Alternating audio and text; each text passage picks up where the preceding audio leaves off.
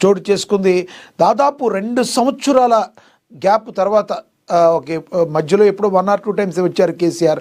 కానీ ఈసారి ఈ అసెంబ్లీ శీతాకాల సమావేశాలకి ఆయన హాజరయ్యారు. ఆయన ఉంటారని అందరూ కూడా ఎక్స్పెక్ట్ చేశారు.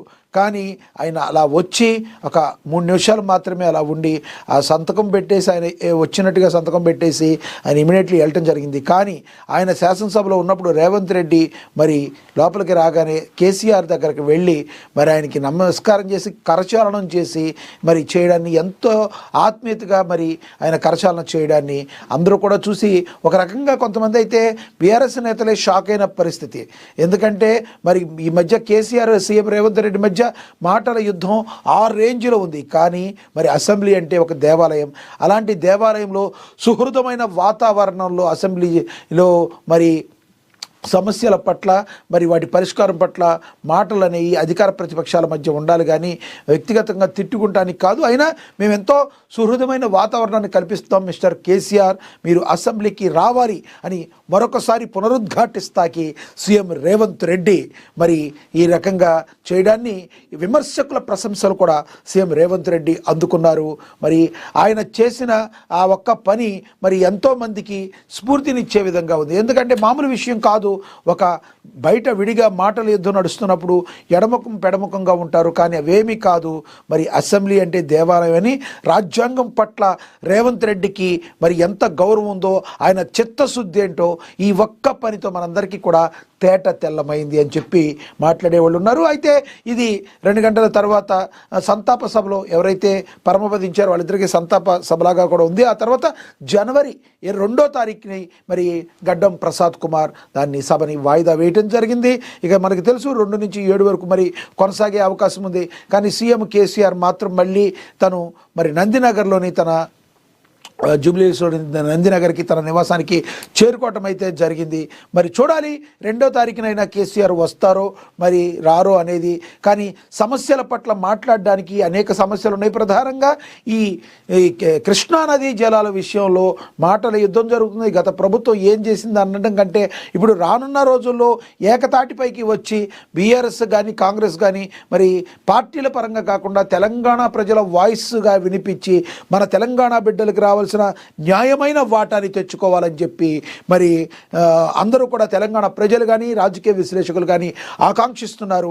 దానికి సరిపడే అనుగుణంగానే తదుపరి సభలో జరగాలని కోరుకుంటున్నారు.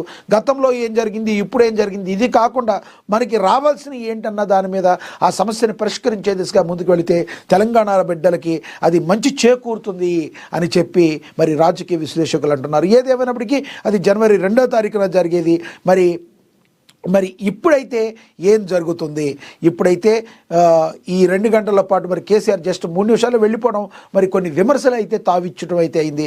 ఈ మాత్రం రావడానికైనా, ఈ మాత్రం 3 నిమిషాలు ఉండటానికైనా ఎంతసేపు వచ్చిందని బయట రాజకీయ విశ్లేషకులు చెప్పుకుంటున్న పరిస్థితిని మనం అయితే చూస్తాం. ఒకసారి చూద్దాం ఇక్కడ ఏం రాశారు, ప్రచురించారు. కేసీఆర్ను చూడగానే కూర్చున్న చోటుకెళ్ళి నమస్కారం, బాగున్నారా, ఆరోగ్యం ఎలా ఉంది అంటూ వాకబు నమస్కారం చేసి కరచాలం అందించిన కేసీఆర్, రేవంత్ది పాలమూరు ప్రేమతత్వం అంటూ ప్రశంసలు. నాడు అందశ్రీ వద్ద, నేడు కేసీఆర్ వద్ద మనసు గెలిచావు రేవంత్ అన్నా అంటూ వ్యాఖ్యలు. సభలో సంభ్రమం. 2 నిమిషాలకే సభ నుండి వెళ్ళిపోయిన కేసీఆర్. నెట్టింట బయట అంతా ఇదే చర్చ. మనం చెప్పుకున్నాం కదా. ఇక సభలో ఓ ఆకట్టుకునే సన్నివేశం జరిగింది. అది ఆకస్మికంగా అలా జరిగిపోయింది అంతే. పక్క రాష్ట్రంలో కనబడని ఆత్మీయత, అపూర్వ ఘట్టం తెలంగాణ అసెంబ్లీలో కనిపించింది. ముఖ్యమంత్రి రేవంత్ రెడ్డి ప్రతిపక్ష స్థానంలో కూర్చున్న మాజీ ముఖ్యమంత్రి కేసీఆర్ వద్దకు తానే స్వయంగా వెళ్ళి నమస్కారం చేయడంతో పాటు కరచాలనాన్ని అందించారు. కేసీఆర్ కూడా సభానాయకుడిని చూసి అంతే గౌరవంగా లేచి నిలబడి స్పందించారు, కరచాలనం అందించారు. బాగున్నారా, ఆరోగ్యం ఎలా ఉందంటూ సీఎం రేవంత్ రెడ్డి సందర్భంగా పలకరించారు. ఈ దృశ్యం తెలుగు రాజకీయాల్లో చాలా హాట్ టాపిక్గా అయితే మారింది. ఇంకా తెలంగాణ రాజకీయాల్లో సందర్భాన్ని బట్టి దూషించుకున్న, ఆవేశపడ్డ, పగలు ప్రతీకారాలు ఉండవని మరోసారి రుజువయ్యింది.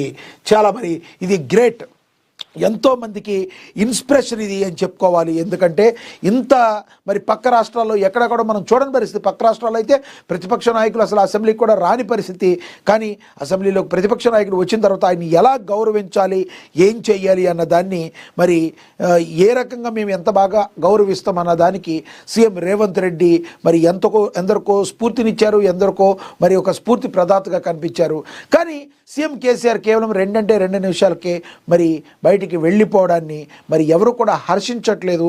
ఈ మాత్రం దానికి కనీసం సభ జరిగిందే కాసేపు, ఆ కాసేపు కూడా కేసీఆర్ ఉంటే బాగుండేది కదా అని సొంత బీఆర్ఎస్ నేతలు, బీఆర్ఎస్ కార్యకర్తలు మాత్రమే మరి వాళ్ళు కూడా మాట్లాడుకుంటున్న పరిస్థితిని చూస్తే మనం కేసీఆర్ ఇలా చేయకుండా ఉండాల్సింది మరి అని అనుకునే వాళ్ళు అనుకుంటున్నారు. కానీ మీరేమనుకుంటున్నారు ఫ్రెండ్స్? సభ జరిగిన తీరు నిన్న మరి సీఎం రేవంత్ రెడ్డి ఏ రకంగా మరి ఆత్మీయంగా కరచాలం అందించడం, మరి మీ హెల్త్ ఎలా ఉంది అంటే గతంలో సీఎం కేసీఆర్ ఏదైతే ఉన్నారో ఆయనకి ప్రభుత్వం కోల్పోయిన తర్వాత ఆయన కింద పడిపోవటం, ఆ తర్వాత ఎన్ని చకచకా జరిగిన హెల్త్ బాగాలేదు, ఆయన హెల్త్ ఇష్యూస్తో సఫర్ అయ్యారు. 1-2 సార్లు మనకు హాస్పిటల్ పాలవటం కూడా మనం చూసాం.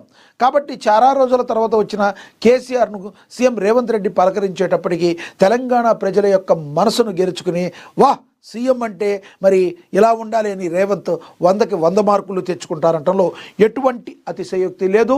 మరి మీరేమనుకుంటున్నారో ఈ సందర్భం గురించి, నిన్న సభ జరిగిన తీరు గురించి, సీఎం రేవంత్ రెడ్డి మాట్లాడిన దాని గురించి, అదేవిధంగా మరి కేసీఆర్ ఈ రకంగా 2 నిమిషాలు ఉండి వెళ్ళిపోవడాన్ని ఏ రకంగా చూస్తారో మీరు కింద కామెంట్ బాక్స్ రూపంలో కామెంట్ చేయండి.